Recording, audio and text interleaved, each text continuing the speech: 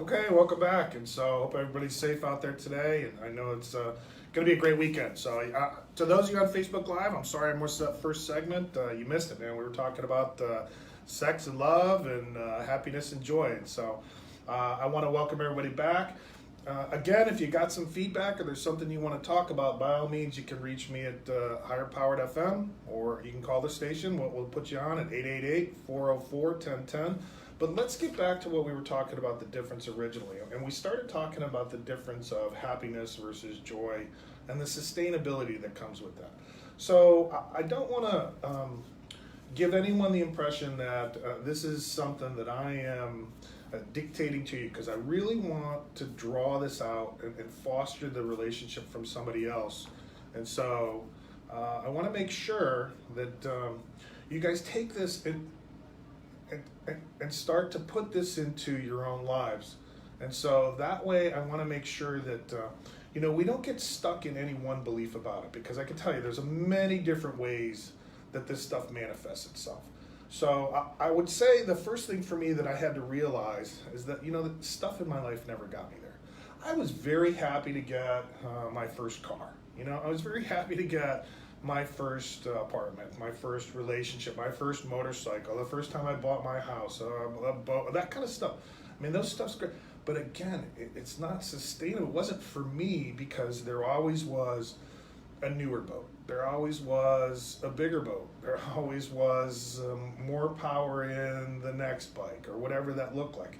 And so I had to figure out, and I still deal with today, what that means when I get stuff versus the chase. Because there's that old adage out there, it was always the chase, never the goal. And I always had more fun pursuing, planning, whether saving, earning, and romanticizing about what it was going to look like, what it was going to be to experience that stuff. Or once I got it, then I realized, listen, I can tell you that the first time I bought an expensive car was, oh my God, 6 months later, I was like, oh my God, my car payment is just outrageous. And I realized it's still just a car. And so I want to make sure that we're not just going to deal with the idea that the circumstances in our life make us happy, because they do sometimes, but more often than not, that's fleeting. And I want to sit and talk about how we figure out to sustain the joy.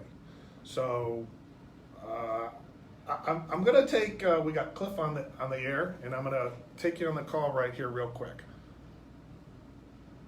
Cliff, are you there? Good. What's up, bro? How can I help?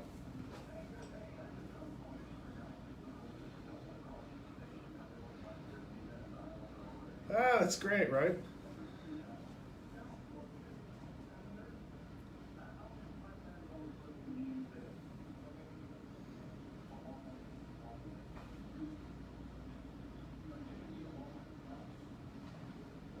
Right?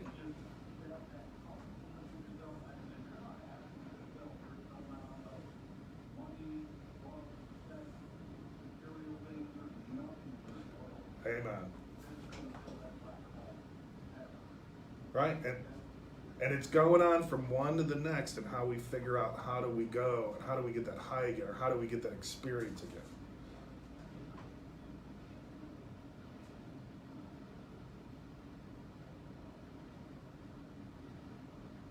Right.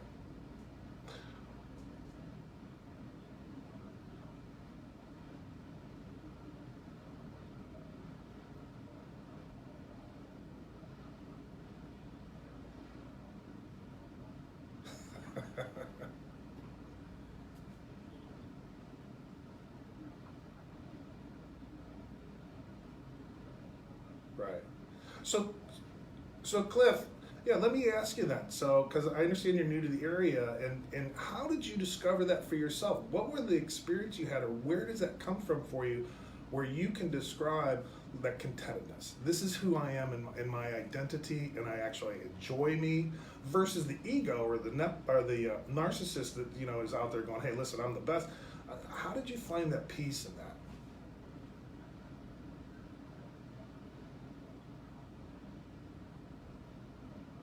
Right.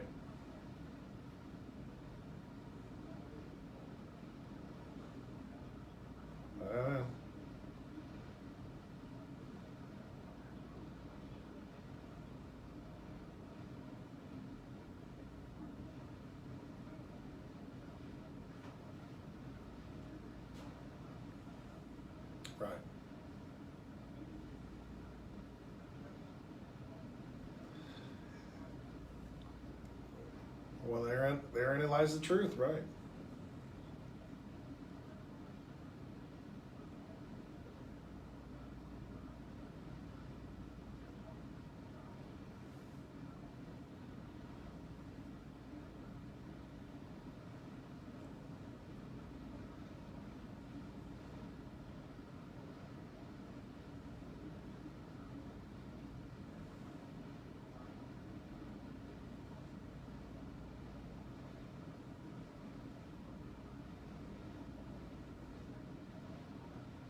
Hmm. Well, well, that's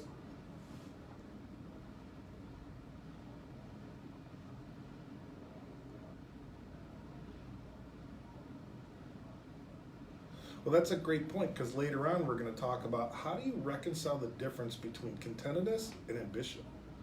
Because you're right, there's always something more and always something better. But if I'm content in myself in all things, then what does that mean when I strive to be the best at, or I want?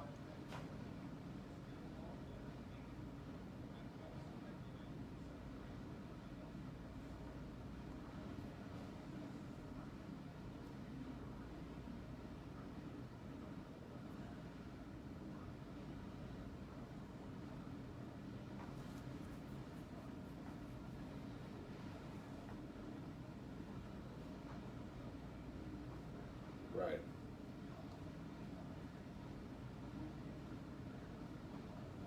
right,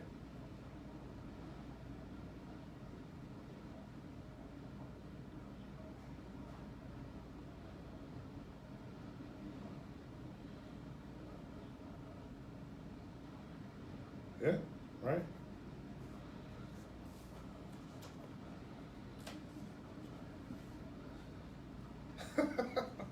Well, Cliff, listen, I want to welcome you to Tampa and thanks for the call. I mean, this has been great. I appreciate you. Reach out and let's keep in touch and make sure you look it up. Okay.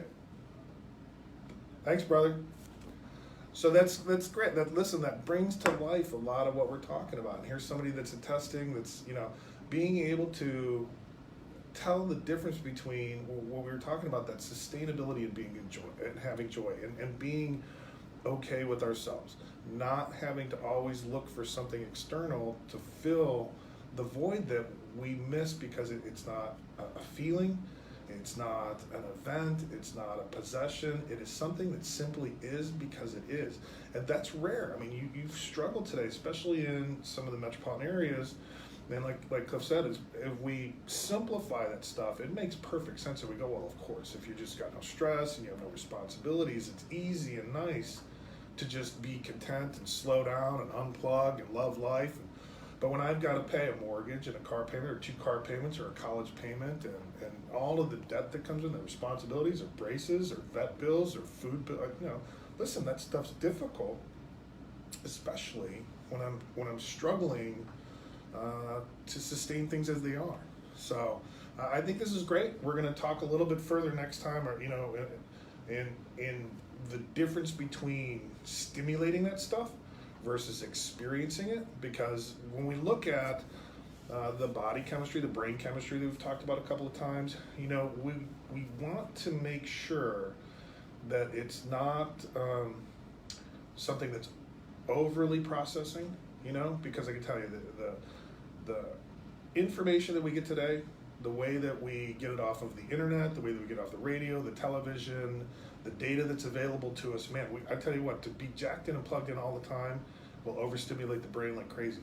And so, especially with any of the substances that are out there, and we'll talk about that a little bit because it's easier to just be ourselves, although it's scary and it's vulnerable and it's difficult at times amidst all the influences we get about who we're supposed to be. And so I want to make sure that we break this out a little bit. I'm going to throw this over to Mark for traffic, and we'll be right back.